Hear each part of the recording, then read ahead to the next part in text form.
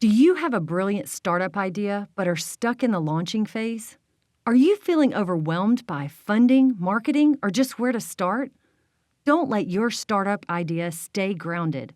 Visit our website at eapla.com to schedule a Blue Couch meeting and launch your startup journey today.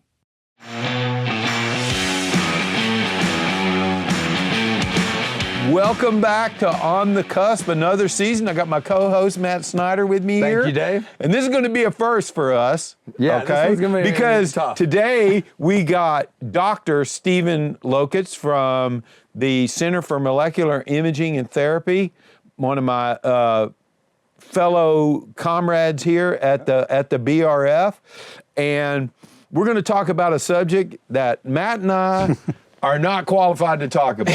All right? I mean, that's the truest statement that'll come out. Yeah, out of this whole thing, okay?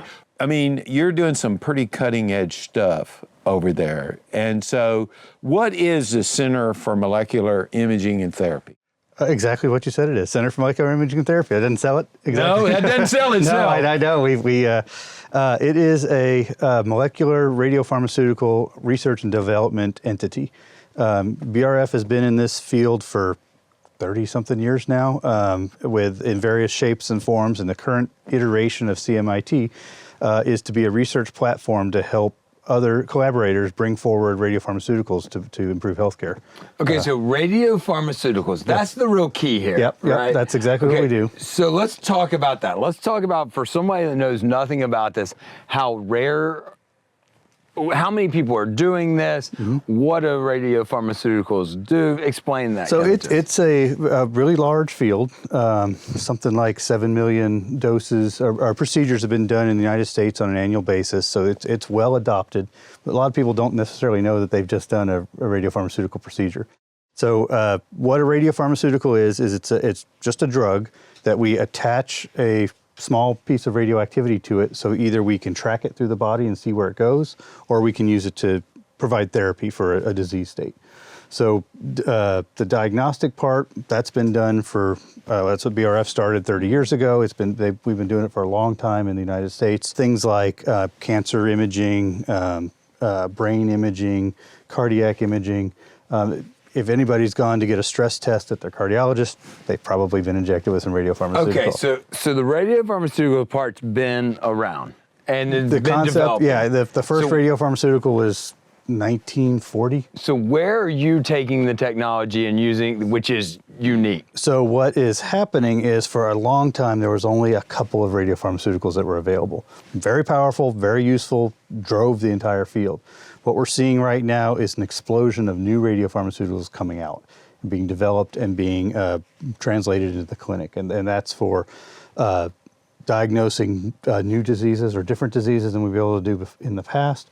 Or what's really exciting is therapies. So they're using radiation and drugs to combine to make, I don't want to call it this, a radioactive chemo agent to attack cancer.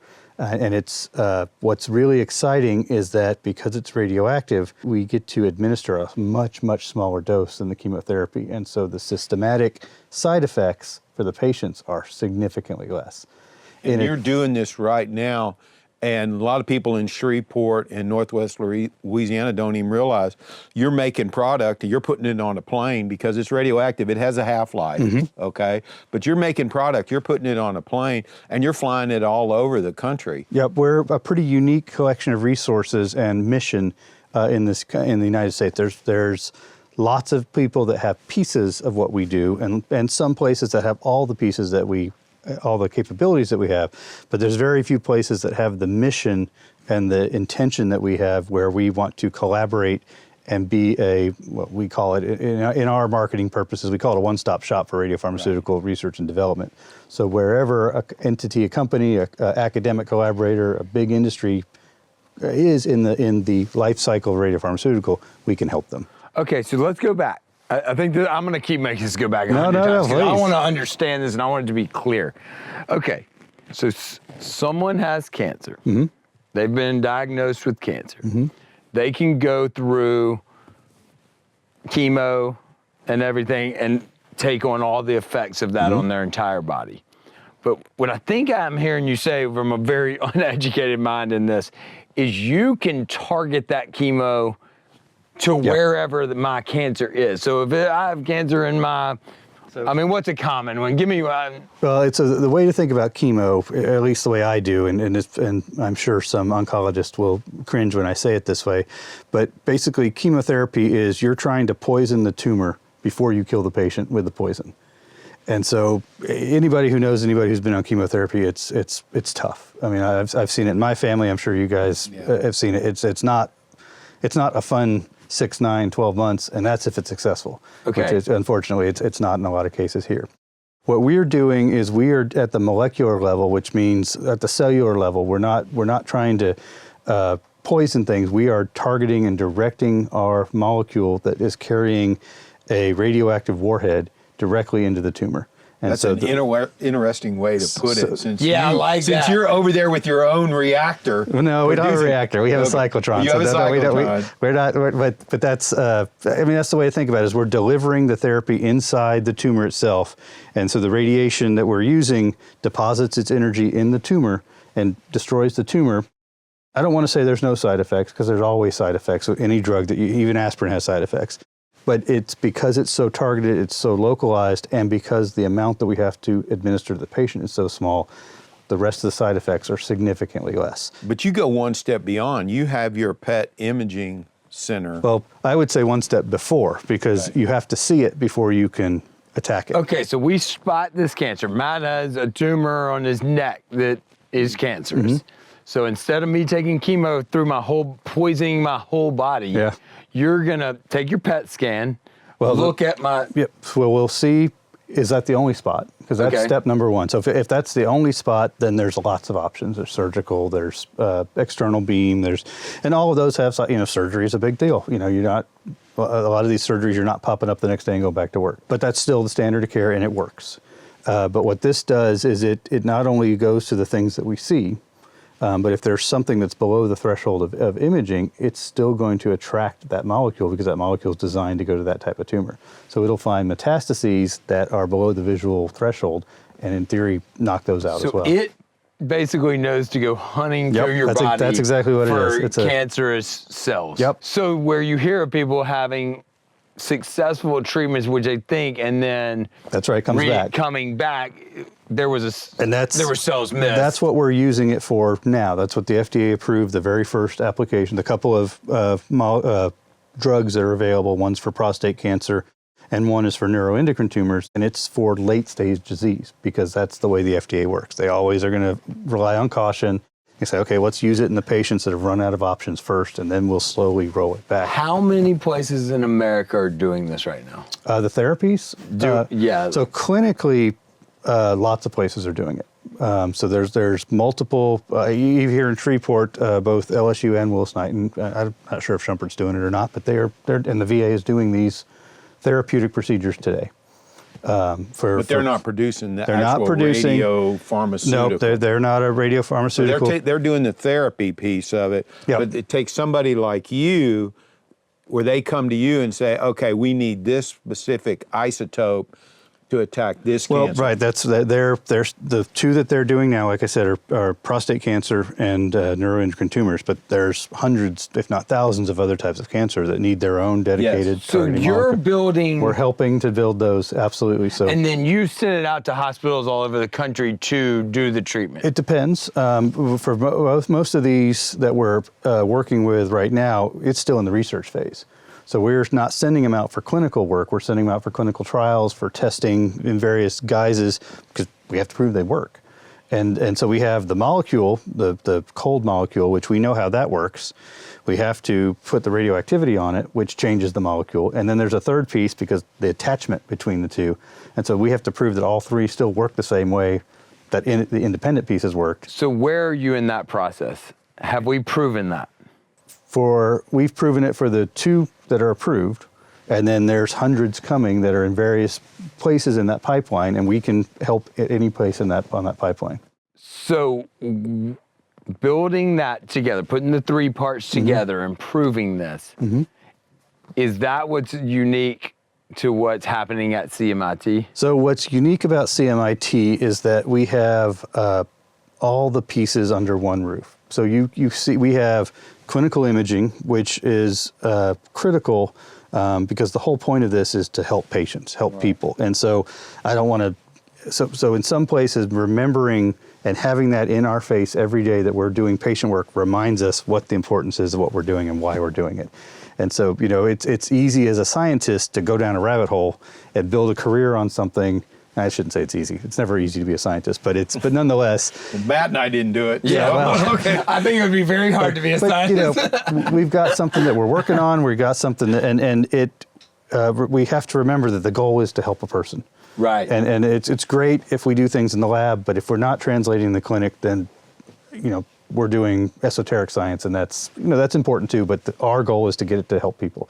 So having that clinical piece is, I think, really important for us to remind us. So you have patients coming on Kings Highway and getting the treatment right here in Shreveport, Louisiana. The diagnostic imaging is what we're doing today. So we do the diagnostic imaging, so that's at the high level important piece. We also have the radiopharmaceutical manufacturing component, which most of this work is done in academic centers. And they do a good job, but they run into trouble or they run into limitations of their capability in that eventually you want to go into a human with what you're doing, and that requires a much more rigorous threshold of quality and quality control and maintenance of your facility. And so because we have a history of doing the diagnostic work for 30 years, and we've been inspected by the FDA multiple times. We're approved by the FDA. We're GMP. That's a big deal designation because it means that a collaborator who comes to us who's at the very early stages, maybe they're working in test tubes, you know, still doing that, but they know if this is successful, we can take it all the way to humans for them out of our facility. Yeah, at your facility. So they don't have to say, okay, well, you guys got it this far, now I got to go find another collaborator, do this piece, another collaborator. So right now, there's a lot of people doing this piece, that piece, this piece. A lot of these are coming out of startups, you know, really small companies, 3-4 people. And nobody's they're in an office, you know, but they can't afford to put everything together. You guys know in the EAP how this works, right? You get an idea, and then you've got There's no way a radiopharmaceutical startup could build something, test it, because of the cost associated with having your own $30 billion facility across the street. Absolutely. And so, you know, they're better off. But that goes back to something that Matt and I really love to talk about, and we find out about it, you know, a lot, is people are surprised what's happening here in Shreveport and Bossier. Yeah, that's and a great they point. don't know it. There are corporate headquarters that are being run out of an office downtown. People don't know about it. Right now, people don't realize that CMIT is here and what you're doing. And when we talk about the many different research opportunities that are there for you, okay, it's really endless. Because there's billions of dollars being spent right now in radiopharmaceutical research, and our goal is to get in front of that and have it run through Shreveport. Cutting edge cancer research is happening on Kings Highway in Shreveport, Louisiana. Absolutely. I mean, that is... No, that would shock a lot of people, I think. It does, and you think of the big boys, you think of Memphis, and you think of the Mayo Clinic and all those kind of Boston, places. San Francisco. I think the example you just used, because we're in negotiation with a group out of California, and that's all we'll say on that. But there's a group out of California coming to you to say, look, I want you to... It's international. We have international companies that have, once they find us, A, they don't know where Louisiana is. B, they don't know where Shreveport is. C, they've never heard of CMIT. But when they come, and we just had a visitor this week, he was supposed to be here for 8 hours, and he was here for 3 hours. He said, look, I can stay another 5 hours, but you have everything I need. We're done. Let's go back and get the contract signed. Right. Awesome. How awesome is that? Yes. Yeah. And So there is somebody, where was he from? Where was that person from? well, if I tell you where he's from, you'll know who he is, so I can't say Okay. that. Yeah. Okay. But international person comes in, sees this facility in Shreveport, Louisiana, and it's something that he can't find anywhere else.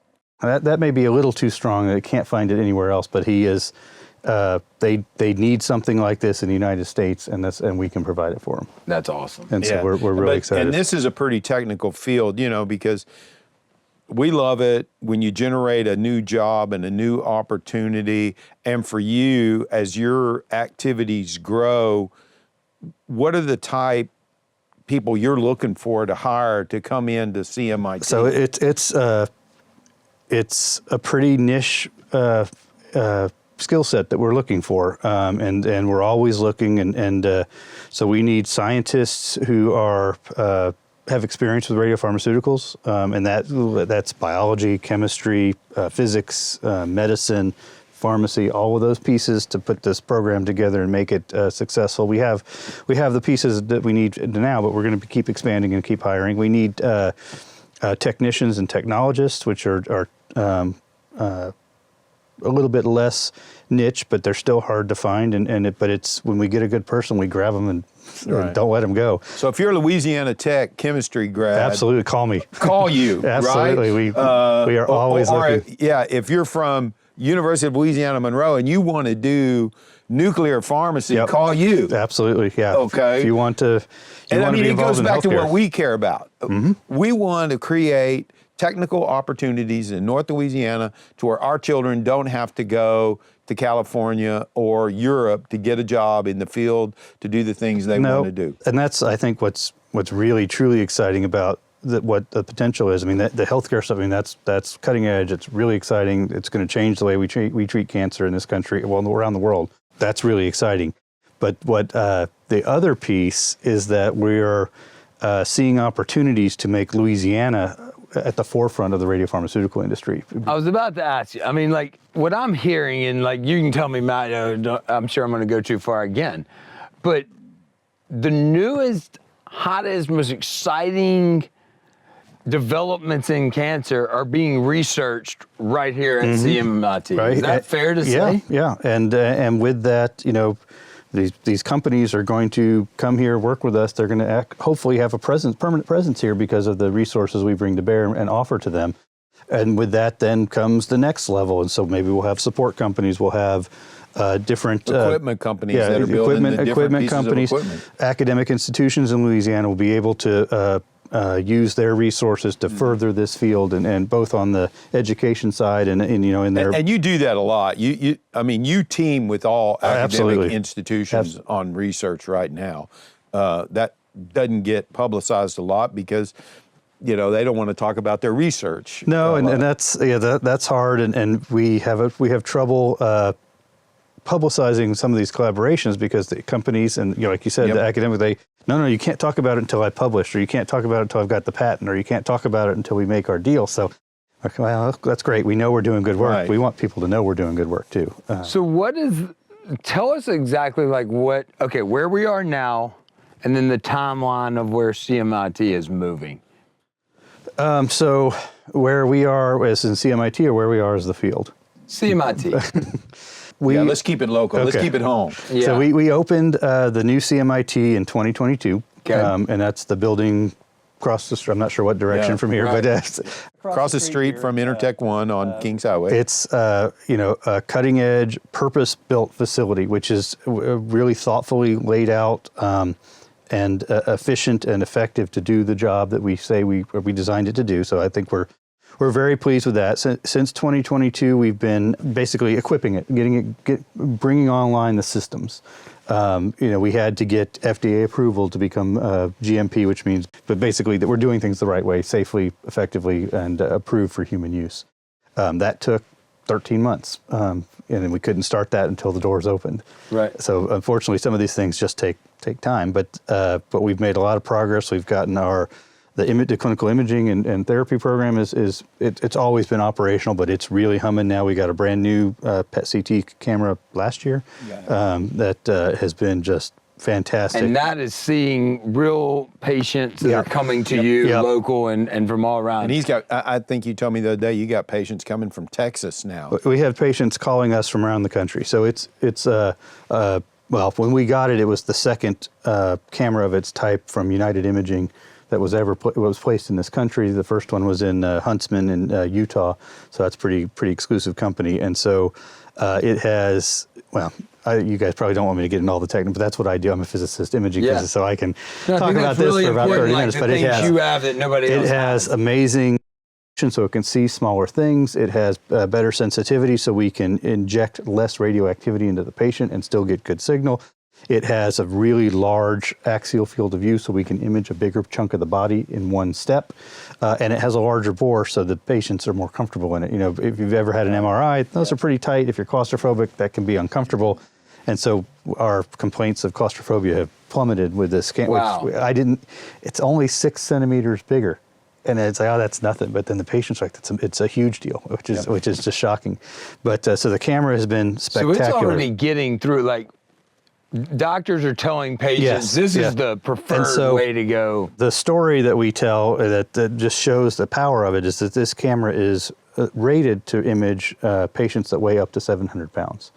And so we had a patient who was about 600 pounds plus or minus and couldn't get scanned because they didn't have a camera in his town, Dallas, not that far away, didn't have the capability. And so he did his homework, called United Imaging, said, you have the only scanner that I can fit into. Where's the closest one? And it's right there in Shreveport. So, came 3 over hours here. away. And so that's pretty confident that that's the largest patient that's ever been imaged in a PET scanner. Just because our old camera the limit was 350 pounds. So, anybody over than that, we just couldn't help them. We couldn't offer them. So this is really exciting for the field as well, because we're able to extend PET imaging to, let's face it, Louisiana, we're all a little bit, and so we don't know how large of an impact that's going to be, but it's allowed us to do some really interesting things on the imaging side because we have data that nobody else has been able to look at. Stephen, so what's next for CMIT? The next steps are to continue to grow the program, continue to add capabilities and capacities, and really we're at the point now where we are actively seeking collaborators, and they're showing up. So build it and they will come, and it's proven out. So we hope in the next. So what that really means is there are more and more researchers out there that need your capability, that are coming here, seeing what you're doing. And we're every day you got somebody coming to look at that. We hope. Well, we don't hope. We know in the next few months, next few weeks, we're going to have some really exciting announcements of collaborations that we're going to be executing and moving forward with. And, frankly, we've caught the car, and now we have to deliver. This podcast is called On The Cusp. And we're usually just talking about Shreveport. You're on the cusp of cancer research in the whole world. Yes. No, these radiopharmaceuticals the therapeutic radiopharmaceuticals are going to change the way we treat cancer. And CMIT and others like us we're ones bringing this forward. That is amazing. It's happening in Shreveport, right here on Kings Highway, which is our technology corridor. Okay, here in Shreveport. Okay, so that's a vision actually happening, being put together, right? Yeah, it's taken us 15 years. We started talking about this 15 years ago. Absolutely. And COVID got in the way. Things happened, but Is it possible since your facility is here, you're going to be able to attract others to come in and come on the? Yes. Why wouldn't they? If we become a preferred partner of some big pharma company and they're doing, 20, 30 experiments with us a month, they're going to be on site all the time anyway. So why don't they have their labs here? And Rome was not built in a day. Okay. No questions asked. But the thing, one of the selling points we say is the CMIT it's sitting over here on this intersection, but we have space in multiple directions. We can not go only either direction. Not only for our building, so we can add more resources as we need. We're already talking about second phase expansion. Do we need another cyclotron? When are we going to need another cyclotron? Do we need another scanner? When are we going to get it? How are we going to put that in? Where are we going to put it? Well, Stephen, this is such a big thing.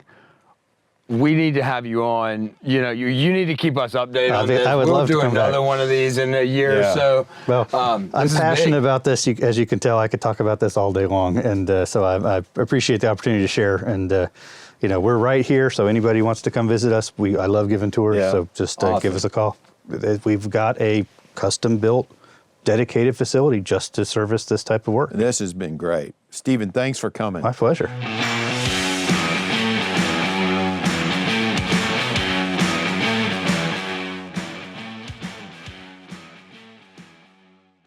Enjoy the podcast? We would love your feedback about today's show and who you think should be our next guest. Send us an email at info@eapla.com. Also, be sure to share the show and leave a comment on our social media post.